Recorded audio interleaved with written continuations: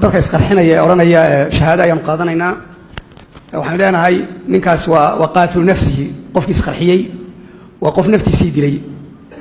arrintaasna wax bannaan mee waa xaaraan ilaahayna subxaanahu wa tacaala kitaabkiisa wuxuu ku leeyahay walaa taqtuluu anfusakum ina allaha kaana bikum raxiima waxaa maanta aan ka tacsiyeynaynaa geerida iyo dhimashada ku timid sheekhii caalimka ahaa ee faqiiha ahaa ee muxadidka ahaa sheekh cabdinaasir raxmatullaahi calayhi oo caawa gurigiisii dhabtaa u dheelmaday oo galabta lagu aasay magaalada kismaayo. ilaahay naxariistiisii ha siiyo sheekh cabdinaasir. waxaan rabaa inaan xogaa ka sheekeeyo caawa sheekha taariikhdiisii oo kooban sheekha wuxuu dhashay sanadkii 1957 ayuu dhashay sheekhu, wuxuuna ku dhashay magaalo la yidhaahdo 15 juz ee ugu horeeya. aabihii sheekha wuxuu ahaa nin qur'aanka xifdisan oo waxaa la sheegaa aabihii halkii maalinba inuu dhammayn jiray qur'aanka 7 juz inuu dhammayn jiray oo raatib u ahayd oo mar walba aqrin jiray aabihii xaaji axmed yuusuf. sheekhu wuxuu madrasadiisii koobaad ee ibtidaa'iga ka bilaabay oo dabcan shareecada islaamka luqada carabiga waxyaabahaasoo dhan uu ku bartay. wuxuu ka bilaabay magaalada berbera ayuu ka bilaabay sheekhu oo acdaadigiisii iyo mutawasidkiisii uu ku qaatay. tanawigiisii wuxuu ku qaatay magaalada burco, macadkii la dhihi jiray macadul azhar ayuu ku qaatay sheekhu. kadib wuxuu intaa ku garab waday uu sheekhu ka faa'iidaysanayey culumta kale ee shareecada, waxaa kale culumta kale ee maadiga lafteeda oo acdaadigiisiina uu soo wadi jiray sida xisaabta iyo mawaada noocaas oo kale ah. kadibna sheekhu wuxuu u wareegay soomaaliya iyo muqdisho ayuu u wareegay. dabcan soomaaliya unbuu joogay laakiin muqdisho ayuu u wareegay. muqdisho markuu tegay sheekhu culummadii joogtay ayuu cilmiga ka qaadan jiray. culummada uu cilmiga ka qaatay waxaa ka mid ahaa sheekh maxamed macalin oo mufasirkii weynaa ahaa. waxaa kaloo ka mid ahaa sheekh suley baa ka mid ahaa oo muxadidka ahaa ee sheekhii ugu horeeyay waddanka ka aqriya xadiidka ahaa. waxaa ka mid ahayd culummada uu sheekhu wax ka dhegaystay waxaa ka mid ahaa sheekh maxamed sheekhii la dhihi jiray ayaa ka mid ahaa sheekh maxamed nuur qawi ayaa la dhihi jiray. sheekh maxamed nuur qawi ayuu isna kutubta ka dhegaystay. sheekhu halkaa markuu marayo wuxuu ku biiray askartii soomaaliya iyo militarigii soomaaliya oo uu meel sare ka gaadhay sida ay riwaayooyinku noo soo gudbinayaan. meel sare ayuu ka gaadhay. kadibna maadaama ay dowladda soomaaliya dowlad diinta aad ugu daran oo dhaqanka diinta islaamka aad ugu xumayd ay ahayd, culammadana la dagaalamaysay caqiidada saafiga ah, xataa cibaadada aan la ogolayn askartu inay tukadaan, uu sheekhu sida riwaayooyin la iiga soo gudbiyey uu sheegay inuu xataa salaada markay tukanayaan la dhuuman jiray sheekhu, uu salaadiisa uuna tusin jirin askarta kale iyo madaxda askartu ayna ogaan jirin. kadib sheekhu uu iskaga baxay wuxuuna aaday waddanka yaman ayuu cilmi inuu ziyaadsado iyo cilmiga inuu intii u dhimaneed kasii dhammaystirto u aaday. culummadii uu yaman kula kulmay cilmi badan ayuu ka faa'iidaystay. waxaa ka mid ahaa culummada uu yaman kula kulmay ee cilmiga ka faa'iidaystay sheekha la yidhaahdo yaxyal fasiil, sheekh la yidhaahdo oo nin caalim ahaa ayuu ka faa'iidaystay oo yemani ahaa. waxaa ka mid ahayd culummadii uu yaman cilmiga kaga qaatay sheekh maxamed ismaaciil alcimraani ama alcumraani, sheekhaasaa ka mid ah culummadii sheekh uu kaga qaatay cilmiga. waxaa kaloo ka mid ahaa doctor cabdilwahaab addaylami, sheekha la yidhaahdo ayaa ka mid ahaa culummadu sheekhu cilmiga ka qaatay ee uu wax ka bartay ee uu diinta ka bartay oo cilmiga diiniga islaamka uu kasoo xambaaray. ardada mashaa'ikhdaas oo dhan buu noqday. mashaa'ikh fara badan oo kale oo yaman ah ayuu cilmiga ka qaatay sheekhu oo diinta uu ka bartay. sheekh cabdinaasir ilaahay ha u naxariisto, jannadiisana ha ka waraabiyo, naxariistii jannana allaha geeyo, dembigiisana allaha dhaafo, ehelkiisii iyo qaraabadiisii iyo dadku ka dhintay ee dalabatul cilmigu kamid yihiin ee bulshada soomaaliyeed oo dhanna kamid tahayna ilaahay subxaanahu wa tacaala musiibadaas bedelkeedii ilaahay subxaanahu wa tacaala wax uga khayr badan ha siiyo. sheekh cabdinaasir waxay u doorteen culummadii welibana daarta ama qeybta shareecada islaamka waddanka yaman markuu dhisnaa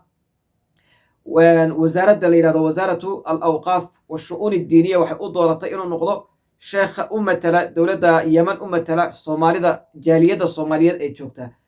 hadday noqonayso muxaadaraadka loo jeediyo, hadday noqonayso culumta loo aqriyo, hadday noqonayso wax kasta oo loo aqriyo, sheekha keli ay cilmigiisa ku kalsoon yihiin ee caalimka ah ee u gudbin kara inuu noqdo sheekh cabdinaasir xaaji axmed ismaaciil yuusuf inuu noqdo ayay go'aansadeen. waxayna u diideen sheekh kasta oo meesha wax damcay inuu ka aqriyo way u diideen maadaama oyna ayagu taskiye ka haysanin oyna culummadu taskiyeynin sheekhyada kale. keligii ayaa ka ahaa mufti iyo u ahaa jaaliyadii soomaaliyeed ee aadka u badnayd ee yeman ku noolayd keligii baa sheekh u ahaa mufti u ahaa kutubta u aqrin jiray gacanta ku hayay wixii dowladda iyo arrimaha diinta isagaa ugu xilsaarnaa dowladdii soomaaliya way burburtay markay dowladdii soomaaliya burburtay 1992 oo hal sano uun ka dambeysay burburkii dowladdii soomaaliya sheekh wuxuu dib ugu soo laabtay waddanka soomaaliya ayuu dib ugu soo laabtay oo wuxuu imaaday soomaaliya sheekhu kadib wuxuu bilaabay juhdi fara badan ayuu bilaabay wuxuu go'aansaday sheekhu inuu dacwada diinta islaamka inuu sii faafiyo oo diinta islaamka uu sii gudbiyo oo dadka diinta islaamka baro ayuu go'aansaday wuxuuna bari jiray dadka diinta islaamka ayuu sheekhu bari jiray kutubtuu aqrin jiray tafsiirka hadday noqoto hadday xadiidka noqoto sida bukhaariga muslimka tirmidiga ibnu maajaha adigu 6 umahaasitaa iyo tafsiirka oon dee mar walba sheekhu markuu dhammeeyaba haddana sii bilaabi jiray culumta fiqiga oo kale dhammaanna inta badan waa laga duubay sheekho ayagoo duuban ayay yaalaan meel kasta oo makaatibta soomaalida ah waad ka helaysaa iyagoo duuban cilmiga usuulu fiqiga oo kale aad buu u aqriyay ilaa jamculjawaamica sheekhu wuu aqriyey wuxuu kaloo aqriyey fanniga mustalaxulxadiid buu aqriyey macnaha fanni ma jiro aan maanta laga haynin sheekha isagoo ka duuban kitaabka qur-aanka ee tafsiirka kariimka qur-aanka kariimka ee tafsiirkiisana waxaa laga hayaa dhowr jeer ayaa laga hayaa sheekhu isagoo duubay sheekhu wuxuu ahaa nin faqiih ah wuxuu ahaa nin dadku aad u jecel yihiin waxyaabaha sheekha lagu xusuusta waxaa ka mid ahaa inuu sheekhu markuu soo laabtay macaahid waaweyn magaalada la yidhahdo laascaano iyo deegaamada hoos imaadoo dhan uu ka aasaasay masaajido badan ka dhisay uu mideeyey culummadii waddanka sii joogtay ee suufiyada ahayd iyo culummadii kale ee salafiyada ahayd inuu mideeyo oo dacwadii intishaar iyo iskarab qabsi laga sameeya meesha ayuu bilaabay sheekhu kadibna uu noqdo sheekhulbeled iyo sheekhu alwatan inuu noqdo oo meesha dhan waddanka dhan macnaa deegaamo aad u fara badan intaasoo 100 oo masaajid baa hoos imanaysay intaasoo 100 oo madrasana way hoos imanaysay macadka la yidhaahdo waxa uu sheekhu gacanta si gaara uga hayay macadka la yidhahdo alfurqaan oo runtii xaqiiqatan xataa waxaa ka soo baxa macadka luqada carabiga ayuu wuxuu ku yahay soomaaliya oo dhan uu ku caanbaxsanaa weriyaal baa ka soo bixi jiray luqada carabiga aad ugu tafawuqay ama ugu horumaray ayaa ka soo bixi jiray arday kale oo intay shareecada islaamka iyo luqadii carabiga isla bartay jaamacadka haleelo oo ilaa dakaatira abaa jira oo ka soo baxay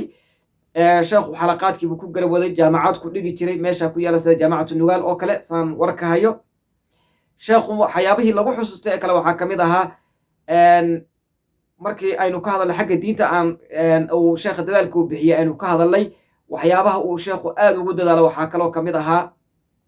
qabaa'isha islaaya oo dee dagaalkii ahliga ahaa ee soomaaliya markay burburtay bilowday inuu sheekhu ka qayb qaato oo dagaalkii dadka in la heshiisiiyo qabaa'ishii la isu keeno gacanta la isu geliyo la xalliyo arrintoodii iyo fatwooyinka iyo in masaa-isha shareecada islaamka dadka loo caddeeyo iyo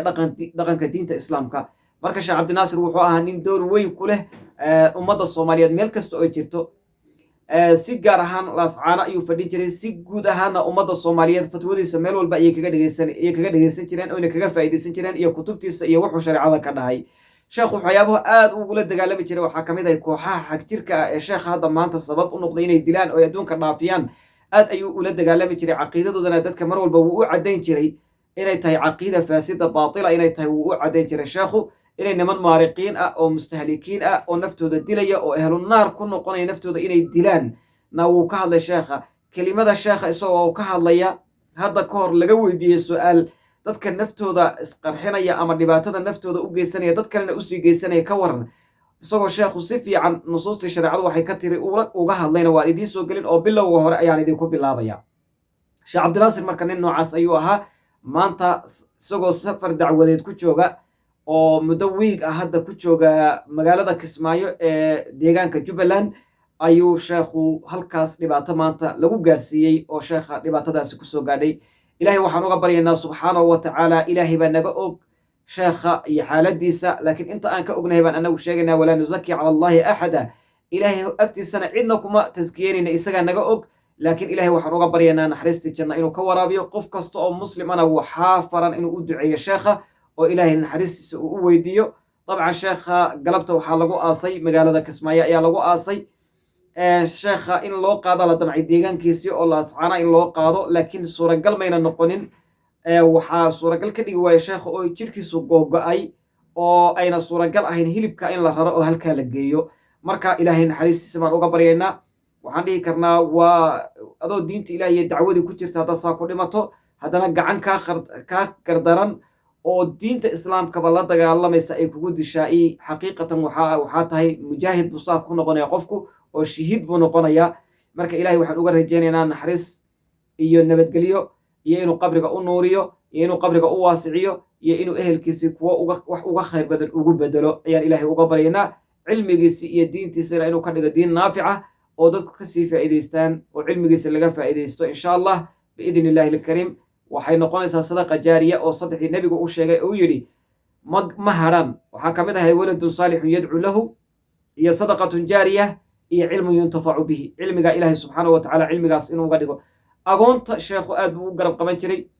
macaahid buu u dhisi jiray wuu caawin jiray ummad badan baa ku xidhnay sheekha oo uu dadkaas uga soo qaadi jiray agoonta garoobta dadka maaragtay masaakiinta ee wax u baahan aad ayuu u caawin jiray sheekha sida la iiga sheegay in badan laga soo wariyey marka insha allah kilibkan iyo kilibyo ka dambeeyaba waan ka samayn doonaa sheekha taariikhdiisii marka caawa waxaan go'aansaday anigu inaan uga hadlo taariikhdii sheekha oo kooban inaan inta uga soo hadlo ayaan go'aansaday marka jazaakum allahu khayran aan u ducayna sheekh